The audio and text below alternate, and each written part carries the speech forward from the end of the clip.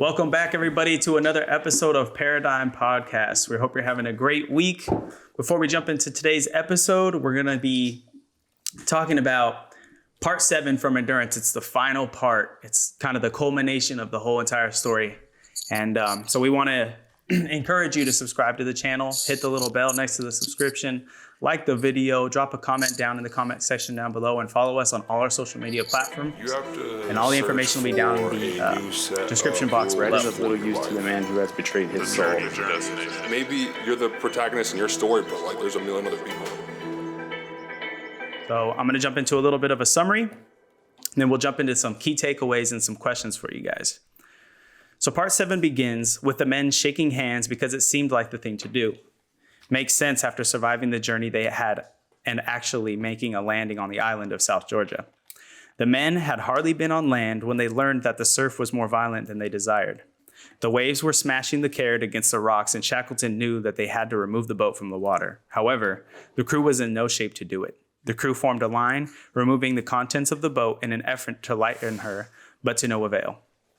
Shackleton made the call to tie her bow to a boulder, while the crew got some rest. On the first watch was Crean. The rest of the crew slept in a cave that was large enough to fit them all. During Crean's watch, the rope holding the bow of the Caird snapped, and Crean caught it in just the nick of time. He hollered for help, and by the time the crew made their way there, Crean was in the water almost over his head. The men pulled the boat in, and they found that the rudder was lost to the violent surf. The crew knew that this meant the Caird was severely damaged and wouldn't fare well in the sea. Shackleton and Worsley, over the next 2 days, surveyed their area, looking for a pass through the diameter of the island. They found it impassable, and despite the damage done to the Caird, they made the call to sail 6 miles to the head of King Haakon Bay. On the dawn of May 15th, the Caird was shoved into the water, and they were in the ocean by 8 a.m. At noon, the Caird rounded a high bluff to the side of a gentle sloping beach of pebbles and sand with enough sea elephants to store them indefinitely, and by 12:30, they made a landing. They sheltered there for 3 days, and on the morning of May 18th, the crew making the journey on foot was set to leave, with a diary entry left with McNeish leaving him in charge. Shackleton, Worsley, and Crean set off to Husvik. At 3:10 a.m., the final journey had begun. They came upon a series of ridge lines, described as similar to the knuckles of a clenched fist. They summited the first one to the side of a precipice and sheer cliffs. They had to descend and circumvent the first ridge to get to the next. Once they summited the second ridge, they weren't comforted by gentle slopes. Instead, it had the same as the first, precipice and sheer cliffs. They descended and circumvented the second ridge to get to the third. Upon their summiting of the third ridge, topography had changed slightly. There was a chance to make their way down the backside of the ridge crest. From the west and below, the fog was beginning to form. From the west and below, fog was beginning to form and advance on them rapidly, and nightfall was coming just as fast. The 3-man crew knew they had to descend quickly because they would freeze to death at altitude of 4,500 feet.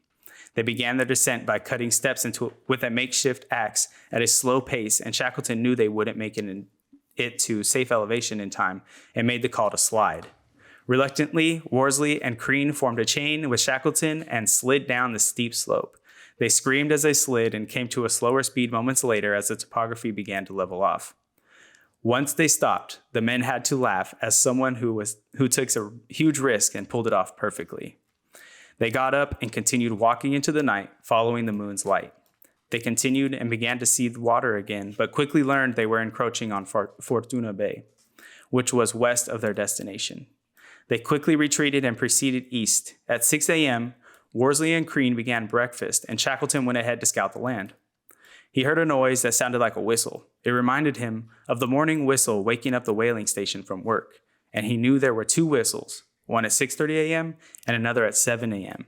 He excitedly ran back to the men and told them the news. To verify Shackleton's observation, Worsley took out his chronometer and saw 7 was quickly approaching. The men became silent as possible as the second the time hit 7 a.m., another whistle rang out. They were so close, and the men proudly shook hands. Uncharacteristic of Shackleton, he began to trudge ahead with a sense of urgency that muted his sense of danger. They came upon a crevice that was extremely steep, and Shackleton went over the edge and the other men followed. Once their descent was complete from the crevasse, they came upon a bowl-like setting. If they fell, there would be nothing to hold on to stop their fall. Caution returned to Shackleton, and they circumvented the top of the bowl and found a ravine. As they walked down, the ravine walls became steeper, and there was a stream in it now becoming deeper. Their path ended at a waterfall, but it was their only way out. They removed their jackets and filled them with their supplies and threw them down. Then individually, the men made their way down using a boulder to tie their rope to. Crean was first, Shackleton was next, and finally Worsley. They made it to the bottom of the waterfall and were at most a mile away from Stromness whaling station. The men arrived at the dock of Stromness whaling station at 4 p.m. to the utter surprise of the population there. They approached a man named Matthias Anderson, who spoke with Shackleton. Shackleton asked for Anton Anderson, who was no longer on the island. Matthias then said he was replaced by a man named Sorley. Matthias then took the 3-man crew to Sorley's quarters as the population accumulated to see these random men who came from the interior of the island. They knocked on Sorley's door and were greeted with, "Who the hell are you?" Shackleton stepped up and said, "My name is Shackleton." Some say Sorley turned away and wept. That night, the men had hearty dinners, took long baths, shaved, and were given new clothes. Worsley boarded the whale catcher boat Samson that would be used for the trip around South Georgia to Peggotty Camp, where McNeish, McCarthy, and Vincent were taken aboard. At first, they didn't even recognize Worsley because of how drastically his appearance had changed. The Caird was taken aboard the Samson as well. The Samson returned to Stromness the following day, May 22nd. Shackleton, meanwhile, arranged for the use of a large wooden whaler, the Southern Sky, to return to Elephant Island for the relief of the party there. On the morning of May 23rd, Shackleton, Worsley, and Crean set out for Elephant Island, but had to return to port less than a week later. He then was loaned a boat from the Uruguayan government named Instituto de Pesca No. 1 for their second attempt to rescue the remaining crew. They were forced to return to port 6 days later, the boat severely damaged by the ice. They made a third attempt in a wooden schooner titled the Emma, and they were at sea for nearly 3 weeks, most of which was a struggle to even keep the boat afloat. They never got closer than 100 miles to Elephant Island. He then appealed to the Chilean government for the use of a steel-hulled boat titled the Elcho, and they set sail on August 25th, and this time, fate prevailed.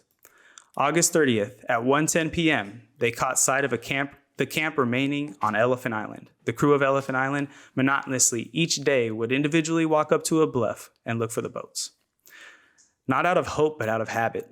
On August 30th, Marston opted out of lunch and went up to the bluff, and a few minutes later, the crew heard his hurried footsteps, but no one paid much attention.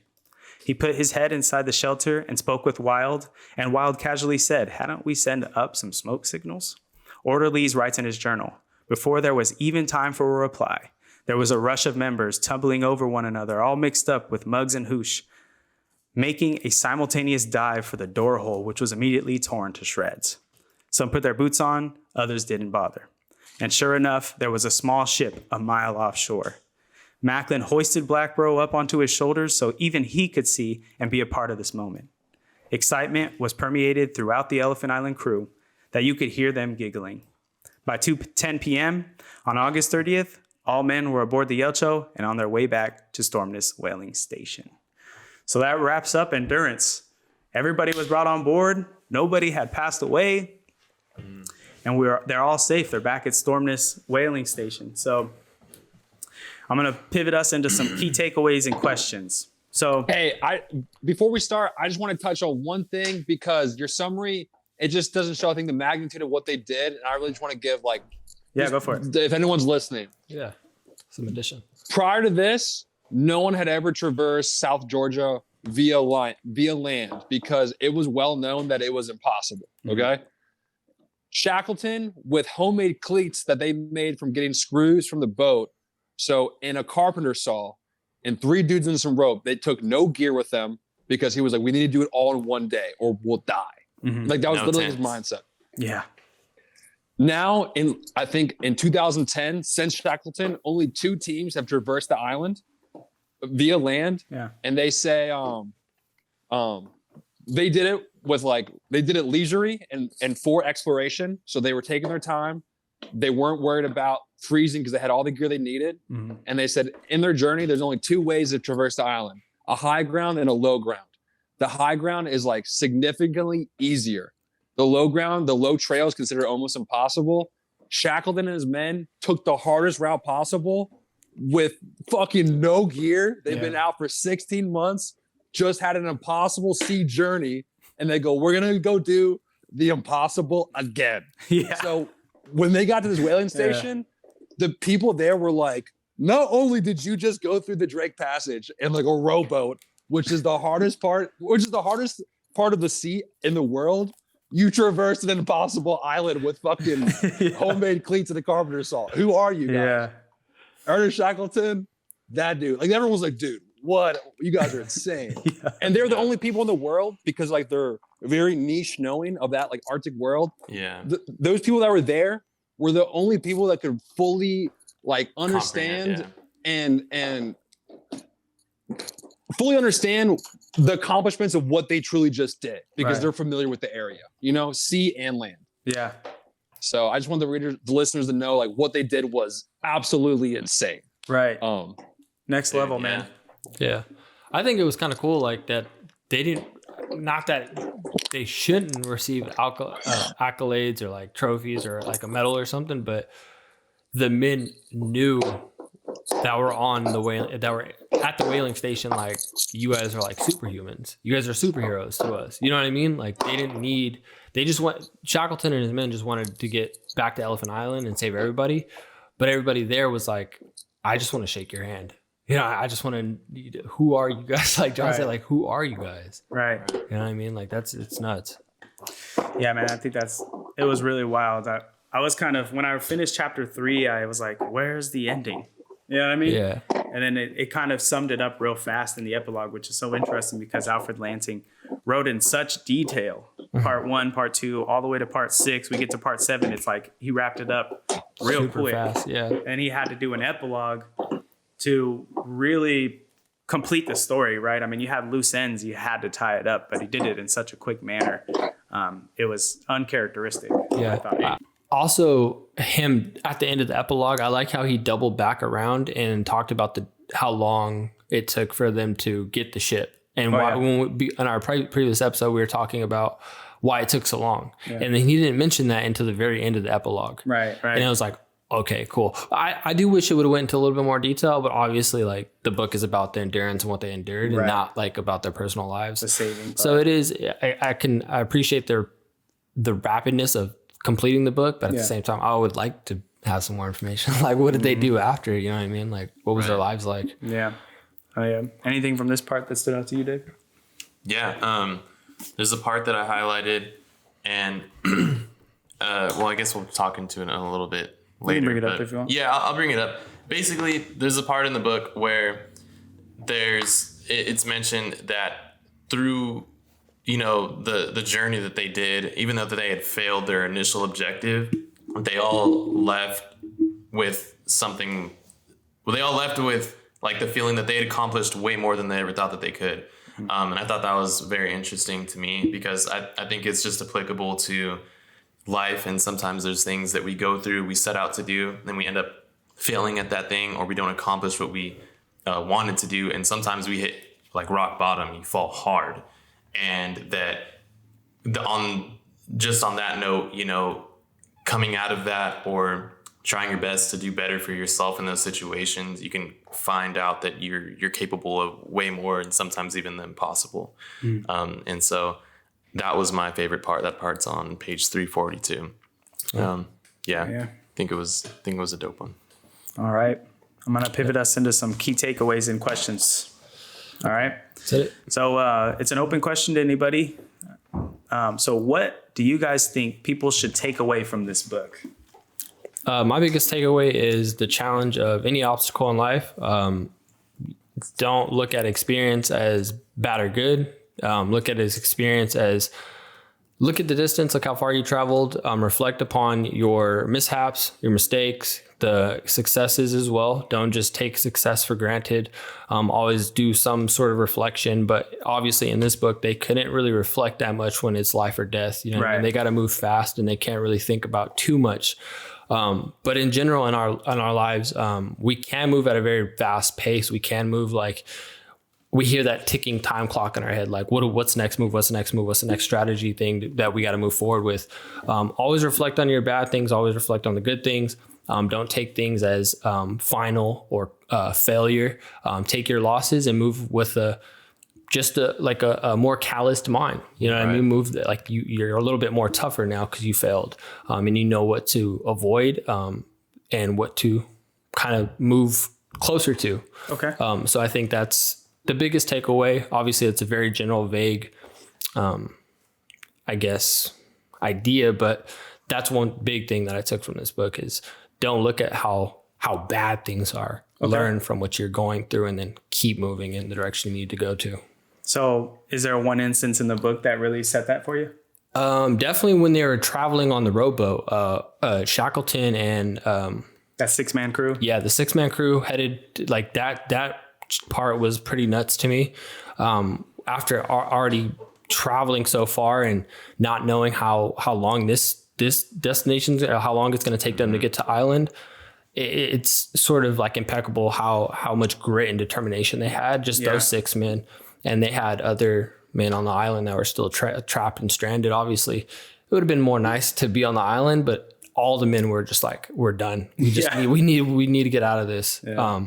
And the grit and determination to continue forward, even all the bad stuff they went through. Yeah. You know what I mean? But they set out for an expedition. You know what I mean? They signed up for it. So they got one, definitely. So got it. All right. How about you guys? Go ahead, John. Yeah. I think like a big key takeaway would be in leadership.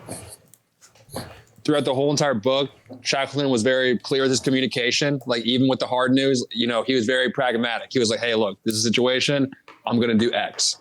And everyone was able to get on board every time because he was just being very clear with it, Okay. And because of good leadership, clear communication, and endurance, these men were able to accomplish crazy things, things thought of as impossible. Yeah. With a little bit of luck too, which that goes to your side. Sometimes if you keep going, you'll end up getting lucky sometimes. So take that with how you want to. Okay. That's a good one. Definitely. All right. What's his name says that Kevin Samuels, he says the harder you work, the more lucky you get, the more lucky you become. So it's like, if you're not working, that means you're probably not going to be so lucky in the future. Right. How do you get the more times you try something, it's like, it's got to go my way this time, right? Exactly. And that's a great mentality to have too. All right. How about you, David? Man, there's so much to pull from this book. Like just the fact that, I guess the overwhelming big one is that you can, like the book's called Endurance, right? And it's just them about enduring this like perilous journey and going through so much in, what was it? It was over a year. Yeah. The men, months. The men learned something about themselves, what really mattered to them, what like, personal belongings they wanted, but they could live without, finding a sense of community with just them, balancing, leadership, working together, looking at literal death in the face and persevering, going through it, and overcoming what they thought was impossible.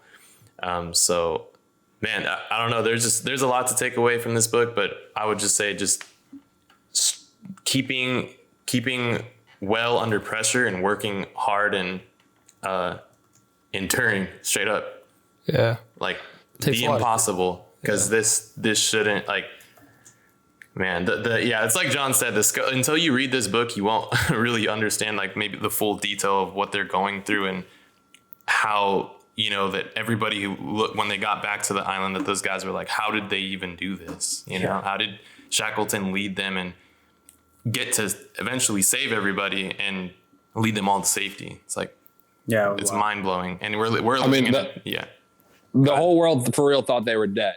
It's like when that captain at the whaling station found out it was Shackleton, he cried because he was like, "Oh, I thought you guys died. It's been 6-8 months. No one's heard from you." Yeah, exactly. That's like when he said that the captain wept. It's almost like, dang, like, bro, would they have sent a crew looking for them, or do they just conclude like they're gone, like they're not, bro. Like that's crazy. Right. Like they're just they die like so. Key takeaway that I think people should get from this book. You know, I think I'm gonna combine what you guys said. Like, John, I think what you said is really good, because in order for a voyage like that to occur, there has to be some sense of leadership, and good leadership comes with great communication.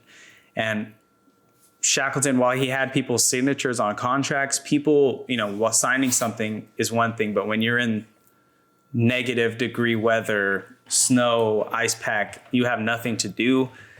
We saw it. Orderlies acted up. But really, Shackleton was really clear with his communication. He's like, this is what it is. If you leave us, you're going to kind of just die. You know, like you need to understand that this is what you got going on right now. So You will die. Yeah. I mean, you're in Antarctica, you know, there's nowhere else to go. Yeah, so where are you gonna go? step in line, you know? And so, you know, great communication is a big one. Building community, like David said, was really big. You see it when they're on the Endurance on the Ritz, this community is being built. And because of that, I think it made things a little bit easier in terms of taking orders, performing your task, because you know that if I don't do it, then the whole community as a whole kind of takes its hit. And so community was a really big part of this book. And just like the title, endurance, right? I mean, I don't know anybody that's gone to Antarctica. I know people that have gone through some pretty hard stuff, and they've had to endure some really hard stuff. So I would say, what should people take away from this book? Communication, clear communication, even in conflict, how to endure really drastic circumstances, and how to build community in those circumstances. And even before getting into those circumstances would be mine. Yeah. Those are good. All right. So secondly, what leadership qualities do you think people should recognize in endurance from any of the crew? Let's see. Leadership. Go ahead, John. I feel like John's got one. I was just gonna say, well, we kind of touched on that kind of hard between you and I. Okay. Yeah. If David and Devin want to add anything, you guys feel free to. But like, I mean, I think the biggest thing for me I saw was the clear communication. I like that one a lot. I'll stick to it. Okay. Yeah, and that encompasses, you know, like the admitting, or I guess the pragmatic view. Like we tried something, we failed. You know, Yep. Shackleton was honest about that. He led his team well in that manner. Mm-hmm. I would say too, aside from leadership, because I think we can take away from this book that it's highlighting leadership from Shackleton, but if someone's reading it, maybe they could see this. And I don't know about you guys, but I was imagining myself in this situation on this boat. Like, how could I help and be a team player under a leader, or just do my part? And I think that's it. Yeah, That's interdependence. Yeah, that's interdependence. Mm-hmm. I mean, Shackleton had to delegate a lot of work, all the work, because he's like, you guys do this, you guys do this, you guys do this. And not to get too political or whatever, but I think in this whole woke culture, it's hard for people to make decisions and delegate without it being like some sort of like, it's got to be racial equality or something, because like Shackleton's like, hey, you're the best at this, go do this. Mm-hmm. You know? Right. Worsley, come here. You're the best navigational person. You're obviously going to do that. You know, right? Yeah. That's just the best way we can excel as a team. You know? Yeah. Oh yeah. And Shackleton too.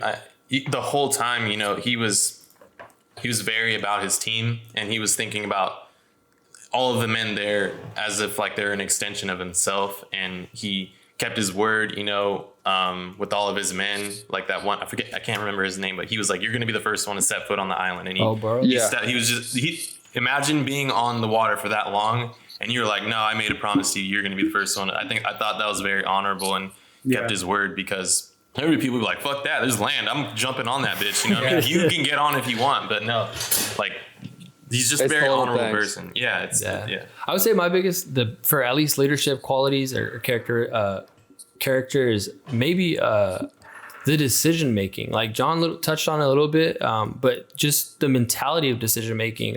When you're a leader, you're put in a situation where you can't really discuss it. You'll have a few members that you can really talk to about everything with, but even then, you're in a mental battle with yourself most of the time, because you are in a battle with, am I making the right decision, or is this the wrong decision? I think a lot of people crumble, especially when they're put in a leadership position where they might not have the answer, but they're just going what they believe is the best. Yeah. And I think if your team is not backed, if they're not behind you, that makes it even harder to make a decision. So I think Shackleton's mind, his mentality was built for this. You know what I mean? At the beginning of the book, they talked about that a lot. Like Shackleton was already the man to do something like this. Go 100 in it, yeah. And so anytime he said something, the crew did not question it. It wasn't like, there were a few, you know what I mean, questionable, especially when they were like walking the flows and the ice and stuff. There was a lot of decision making there. But even Shackleton, I love the description that Lansing gives about how he's in this mental battle like throughout the last few chapters. And I think that's a big part of leadership, is you got to be able to deal with those inner battles that you face on a daily or even monthly, especially if you're put in that position. But go ahead. I guess that goes with, early in the book, one delegation, because Shackleton wasn't afraid to like lean on other people for the skills that maybe he wasn't the best at. Like, I think early in the book, one guy wrote in the diary, he's like, for navigation, I would lean towards Worsley, for blah, blah, blah, I would lean towards this. But when my back's against the wall and we're all on our knees praying to God, we pray for Shackleton. You know what I'm saying? Yeah. Because like he had earned the respect and like the merit to be like, hey, trust me, I'm a good leader. I've done this before. Just give me some trust and share your abilities with me, and we can make it happen. Definitely. Yeah, I think mine that I'll mention, I think David brought up a really good word. It's pragmatism. John had mentioned that first. Yeah. John mentioned it. It goes hand in hand with Devin's idea of decision making. George Washington said, one of his best, somebody said about George Washington, one of his best qualities in leadership was recognizing situations for what they are, not what you'd wish they'd be. Right. And so I think Shackleton had a good grasp on that. He was like, look, we're on, it started at Ocean Camp. We need to get moving. Right. This is what the situation is. My decision is based on that, not what I'd wish it'd be. Right. And that really helped with his decision making. Yeah. Right. If I know what the situation is without my emotional, I wish this is what it would be, you can make a more logical, a better decision about your plan of action to move forward. Right. So I think pragmatism is huge in leadership. Right. If I'm trying to lead somebody and I just kind of lead from what I'd wish it'd be, the people that are pragmatic and understand what the real situation is, what really needs to be done, they're going to be less likely. They're going to follow what you have to do because you're the leader. Yeah. But they know that your decisions are going to be clouded by your emotional judgment and what you kind of wish things would be. So another one that I kind of want to, you guys kind of touched on, is building a close circle to help you lead, right? Being a leader is one thing, but you have to have people, right? Community. Shackleton had Worsley at the end, helped him keep pragmatic, right? He's like, look, what's the reality if we make it to South Georgia Island? And Worsley was like, I'm very good, You're on mute, boy. Yeah. It's because even then, Shackleton's own ego and confidence was wearing thin. He's like, I don't got too much left in the bank. Right. You know what I'm saying? I'm taking a loan out on Worsley. Right. Are we still good? Are we good, bro? That's a great way to put it. Right. So great leaders have great community around them that's also helping them lead, right? Any business has a great leader and it has operators that ensure that decision that's made using everybody's ideas is enforced and is, committed and done in a certain sequence, right? It's really important to have a good crew around you. And, a lot of this book, a lot of what we're talking about in leadership qualities kind of brings me back to Ray DeLeo's principles, right? He talks about how everybody sees something different, right? Somebody may see squares, some people may see circles, some people may see cubes, but you need that to get the full picture, right? So build yourself a nice, good community of people that you trust, that know what you're trying to do, the goals you're trying to accomplish. Have that be your inner circle in your leadership decisions. So that would be mine. And the final question being, would you recommend this book to someone? And if so, why? Yes, But definitely have a dictionary or some way, Google, to look up the terms and the verbiage that Lansing uses in this book, because it has a lot to do with the boat endurance, a lot of expedition terms, and so you can get really lost. And especially if you're a visual reader, like you like to visualize it, I'm pretty sure everybody likes to visually read. And it just helps. It gives you a visual of what you're reading and how you could see it in your mind, and it helped me. So I definitely wouldn't say it's not like a book, say like Can't Hurt Me. You're not going to take away like challenges or anything, but it's definitely a great storybook. It's definitely something to get you like you can always think back to this book and just remember what men of history did to accomplish a goal that they set out to do. The impossible. Yeah. Right. Yeah. Right. Like they shouldn't have done it. How about you guys? See, yeah, I'd highly recommend this book, especially if you're someone who kind of questions yourself a little bit and isn't sure if you can do a task that you set out for yourself, or that may seem quote unquote impossible. Maybe it's not traveling through a huge expedition across Antarctica, but maybe it's working on your habits, right? Like going to the gym, or maybe you want to eat healthier or overcome addiction or something like that. I think this book, because it's real. This has actually happened. And like we said, they had no modern equipment at all. They had the bare minimum, and they took the low road. So I think if you can apply this, I guess the determination and endurance to your own life. And I think it would be great for people who are maybe dealing with something or have a hard time seeing the light at the end of the tunnel. And this is a great book for that. Awesome. Yeah. Yeah, I think it's a great book to suggest to somebody. I think more people should read, not everyone wants to read some sort of like self-development book or whatever. This is just a good book with a good story. I think it's a good book to suggest to men of all ages, really. I think it's cool. So I would recommend it. Hell yeah. We should create a petition to get this made into a movie. Right. Yeah. I know they have a documentary, but it isn't like recreated. No, they need to make something like the Titanic or something. I think there is something on YouTube. Wait, I think they did it. I think it's called the main character is Jack Sparrow. I'm just kidding. I was like, what? This guy. It's on Disney Plus. Right. Yeah. So would I recommend this book to people? Yes. It's a great read.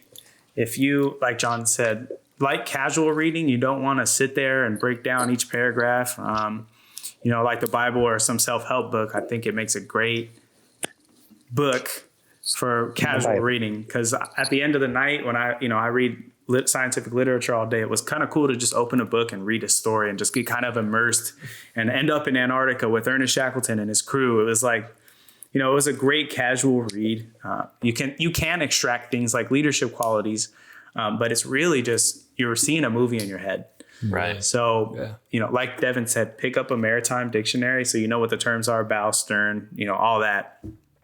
So you can really visualize it in your head. I think it was a really good movie in my head. So I would highly recommend you pick up this book. Let us know what you think. Drop that down in the comment section down below. Like the video, subscribe. We want to update you real quick on what's coming up. So coming up soon, the next book we're reading is Beyond Order by Dr. Jordan B. Peterson.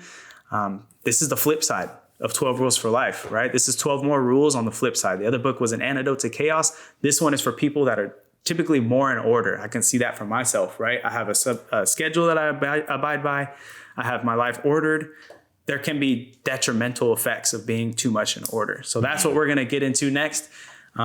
We're really excited for the read. Go pick it up so you can read along with us. We want to hear everything you have to say down in the comment section on our social media platforms, which is in the description below. Yeah, if you're in Fresno and you watch this, if it comes out before then, if you're going to the Fresno event that Jordan Peterson's going to be at, hopefully April. We can get this out before. This one's going to be a little bit of a spicy one right now with everything going on. With Jordan Peterson. Yeah. It's really cool how we read his first book, 7 Habits, An Antidote to Chaos. Prior to him being in the news, with everything going on, and then he's going to the news. I was like, I know about this guy. I've read his book. And not only that, we're about to read his second book, Right. Yeah. Yeah. We probably need a 360 back around to Maps of Meaning. That would be. I don't think it's chronological order or anything, but I think that was one of his first books that he written. Yeah, I think that was his first. Yeah. That'd be a good another book to read. Kind of circle back on Jordan Peterson. But yeah, we just wanted to update you on what's going on. Thank you so much for watching this episode. We hope you enjoyed Endurance. Thank you, We guys. hope you read along with us, right?